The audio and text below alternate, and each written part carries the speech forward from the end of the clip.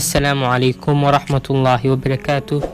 أصحابتا قيمة بدن كوسو دوادا مقال كلو قيمة بدن فضلا هديات كعصبتا جنال كان سبسكرايب إنو صار مقال كان لايك صار قيب توسي كومنتس كان إنو لوداك وحي فكري فالا يدير قلنبا مادسني maanta muuqaalkan waxaan uga hadli doonaa sidaan wada ognahayba 15 bisha Shacbaan ayaa nagu soo fool leh.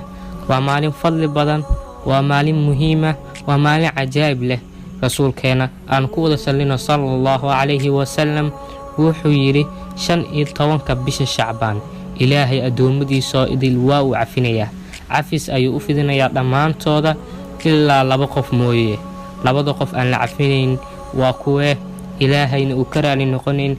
midka koowaad waa midka ilaahay u shariig yeelaya, ilaahay cibaadadiisa qof kale la wadaajinaya, sanamada caabudaya, ducada ilaahay bedelkiisa qof kale la wadaajinaya.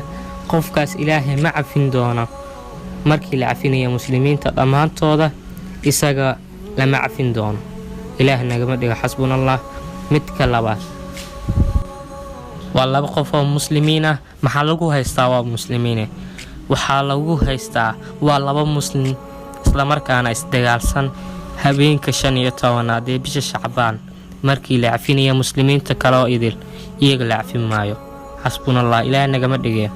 marka walaalayaal aan is cafino, walaalkaaga cafi muslimka ah, isagana ka codsay inuu ku cafiyo si aad labadiinba u heshaan dambi dhaaf habeenka fadliga badan insha Allah. cawaaqib xumo iyo muslimiinta oo idin la cafinayo adiga laga reebo.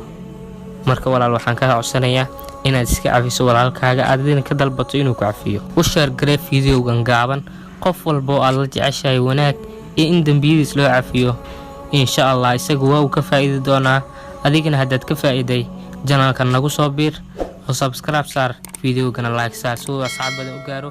waa mahadsantahay.